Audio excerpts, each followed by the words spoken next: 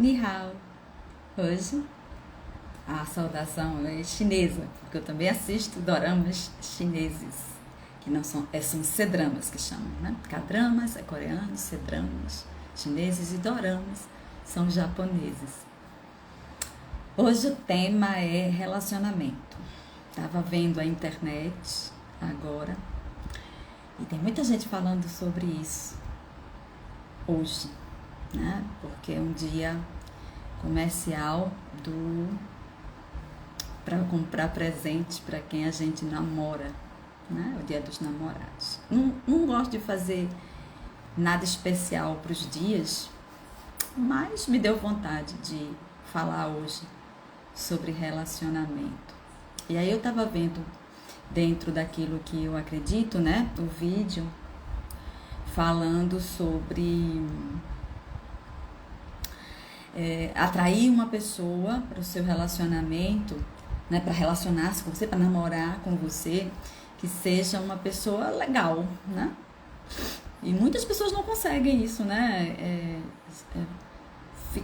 Ficarem felizes com a pessoa que atrai, tá? E aí tem muita gente que dentro da ideia da lei da atração, ou da ideia que eu trabalho aqui também, né? Que é que você é responsável porque seus pensamentos, suas crenças formam a sua realidade, tá? E aí, faça uma lista do que você deseja para atrair aqui. Mas, normalmente, a gente também aprende que o externo, a gente sempre acha que eu sou dentro. E o que está além da minha pele é fora de mim. Então, o externo, que é o que está fora da minha pele, é um reflexo do meu subconsciente, tá? Então, se eu peço alguém legal e chega alguém menos que legal, ao invés de eu reclamar, eu deveria, se eu acredito que o externo, né, o que acontece fora de mim é um efeito externo de um padrão interno, ou seja, eu só estou me relacionando com o meu próprio padrão subconsciente.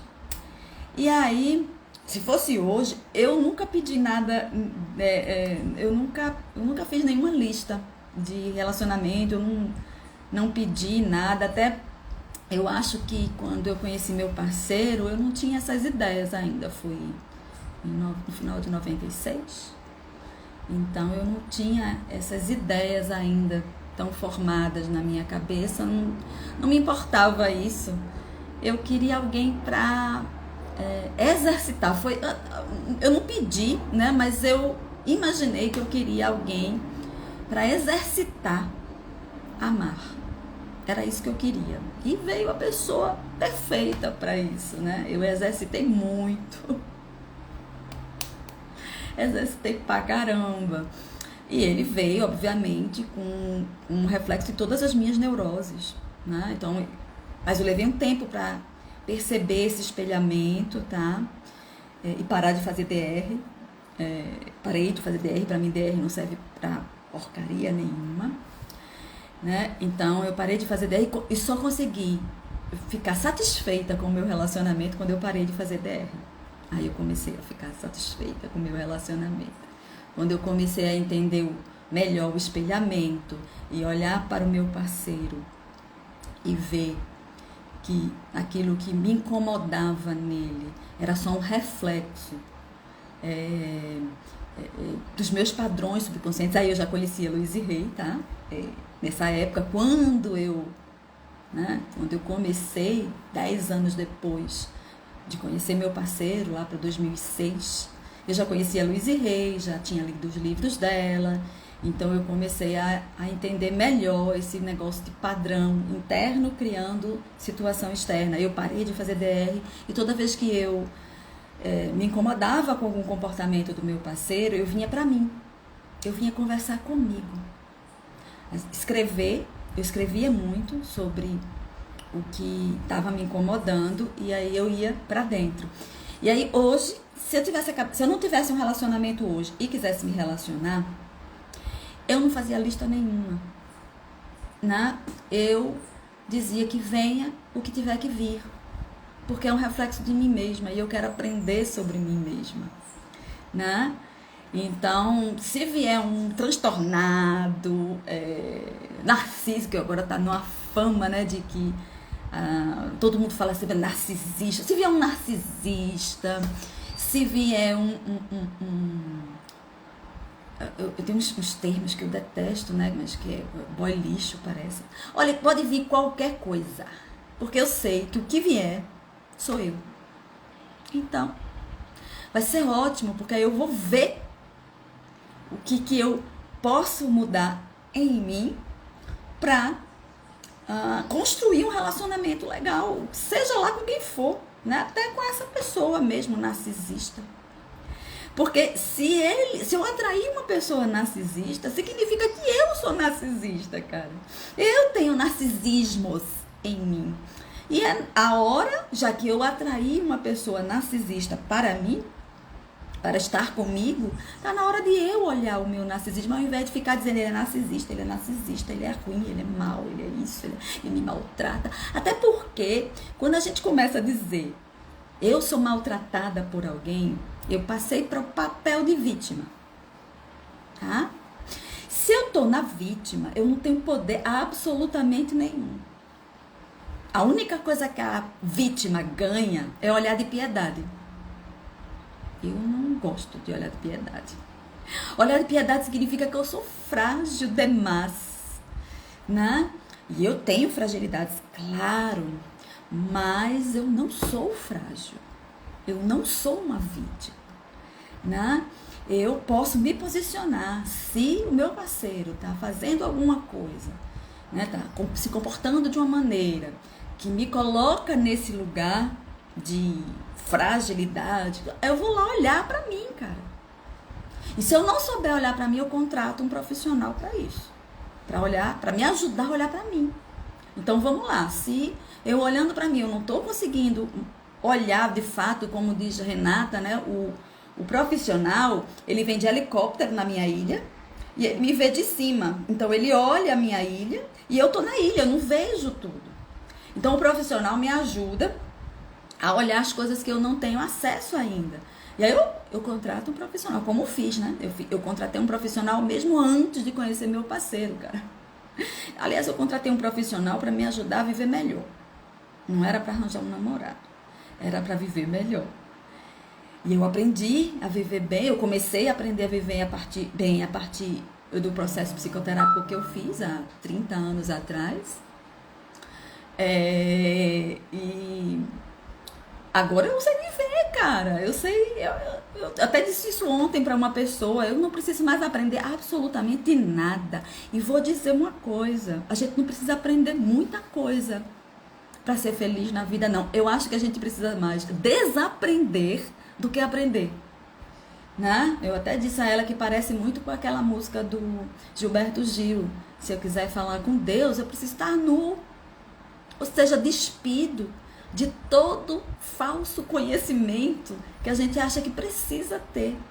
Mas olha, para ficar nu desse jeito, primeiro a gente precisa vestir os conhecimentos. Não dá para, né? A gente primeiro veste os conhecimentos e depois tira os conhecimentos. Aí essa é a nudez real para encontrar com Deus, que é viver bem. Encontrar com Deus, como dizia Jesus, é o reino dos céus. E o reino dos céus é viver bem, independente, autonomamente do que esteja acontecendo ao redor de você.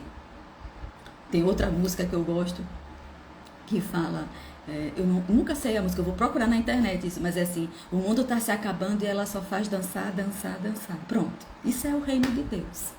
O mundo está se acabando e a gente está que nem Davi, celebrando, dançando, né?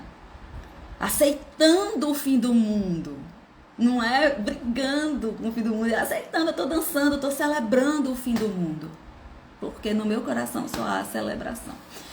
Então, e isso não quer dizer, obviamente, que eu fique desconectada com a dor do outro. Se ele não está no lugar onde eu estou, dançando no fim do mundo, é claro que eu não vou esnobar a pessoa e dançar. Até danço, vice, até meu parceiro às vezes fica até irritado quando eu danço na frente dele, quando ele tá irritado. Ele tá irritado e eu dançando. Aí ele fala, para de dançar. Ele fica chateado comigo. Mas assim, eu tô treinando respeitar a chateação dos outros. É difícil, mas eu chego lá. De respeitar a chateação dos outros. Então, claro que a gente não perde o contato da chateação do outro. Eu não vou esnobar, eu não vou tripudiar em cima do excesso de conhecimento que os outros têm, né? Porque eu já disse, né? Encontrar Deus é tirar todos os conhecimentos. Então, quando a gente tem excesso de conhecimento, a gente não entra em contato com o divino. De jeito nenhum. Então, a gente tem que tirar. E aí eu disse, aí a pessoa que eu falei ontem falou assim, não, você não acha isso muito arrogante, não? Prepotente. Ela usou a palavra prepotente. Eu disse, cara, né?